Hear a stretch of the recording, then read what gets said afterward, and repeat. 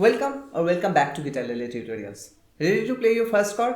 The first practical thing on Guitalele? Hope so. Let's dive in. Today we are going to play the G Major Chord.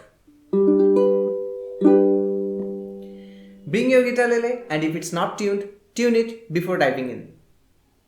Let's bring the chord chart and start. Okay? Remember the finger numbers, string numbers and fret numbers from the last lesson. Put your first finger or the index finger on the second fret of the third string. 1, 2, 3, 1, 2. Okay? The second finger is going on the same fret on the first string or the thinnest string, just like this. One thing, keep your fingers close to the fretware. So, to put both the fingers in position, you have to make an angle like this. You really can't put your wrist straight. That will push the first finger up on the fret. Now, holding these two fingers in position one by one, we are going to the third finger, the ring finger, on the third fret of the second string. Okay? This may look easy, but when you start, it will be a little uncomfortable position for your fingers and wrist to be. The third string goes away from the fretter. Give it a little time and it will feel okay after a day or two.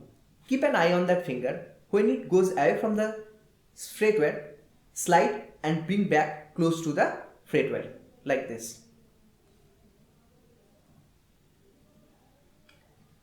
The next major problem you have to work through is finger pain.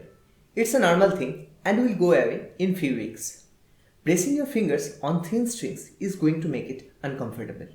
There is no way around it. I remember while playing Guitalele for first few weeks, it really hurts. However, the pain went away after 2 to 3 weeks. By 4th week, it felt nothing. Everyone is different and takes different amount of time to settle down the pain. I tried some tips which helped me with the finger pain. I can share with you.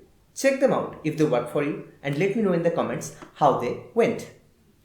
The first tip is to take a credit card and gently place your fingers on side of it. Do it few times a day and your fingers will get used to it quickly. Another tip you can use while drinking tea or coffee. Press the cup with your fingertips. This also helped me. Third tip, while you practice and get finger pain, rub the fingertips on the shirt or the Guitalele body to give it some soft massage. Another thing to keep in mind, until and unless you need to press down the fingers, don't press them against the strings. Do it this way. First, place your index finger gently on the string. Just position it at the right place. Then put your second finger the same way. And then the third finger. Just position your fingers and adjust as needed. Then, when you are actually going to play the chord, press them against the strings. When you play the chord, you make sure all the notes are ringing properly. Like this. Okay? For the G major chord, we are not going to play the two thickest strings. That means the first note is on the open fourth string. This may sound like this.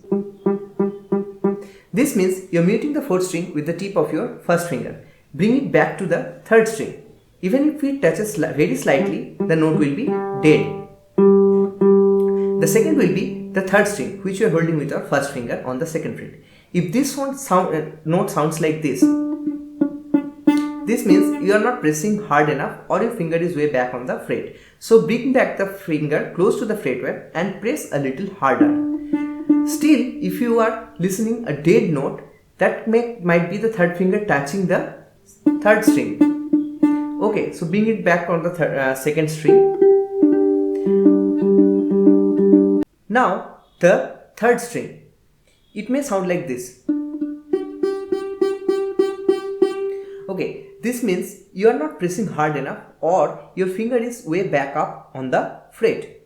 Bring it back close to the fretware and press a little harder. And we get 3 beautifully ringing notes. Okay, so if I show you from a little zoomed version, so you will see that. Now coming to the first string or the fourth note of the chord. So usual problems like going up the fret or not pressing hard is a common problem. Okay, so fix that, and even if you still hear that dead note, okay, that may be the third finger is not curved enough and lying flat back on the first string.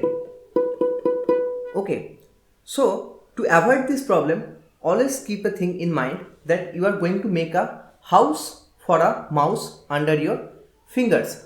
So if you squeeze, the mouse will die and your notes will not ring properly. Okay, and to fix that problem, another tip is that you bring your knuckles a little forward. Okay, so it doesn't touch any unnecessary strings and you hear that note properly. Okay, now we are getting all the notes properly.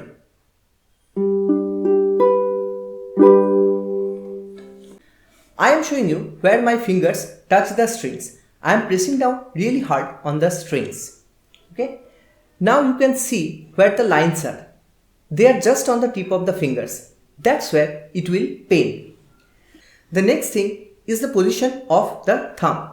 Remember, in one of the previous lessons, we talked about freeing the left hand of any load-bearing exercises. So, you should not hold the guitarlele like this. You should not wrap around the neck with your fingers.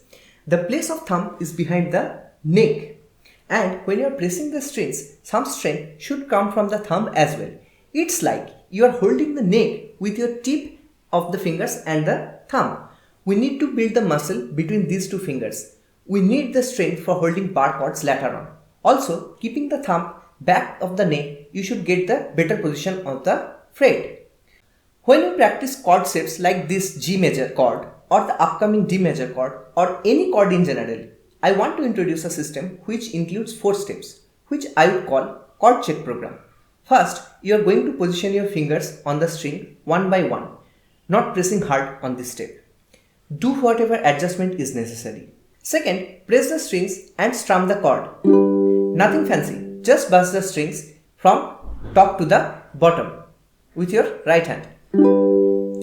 Now check each strings individually and make sure everything is ringing properly.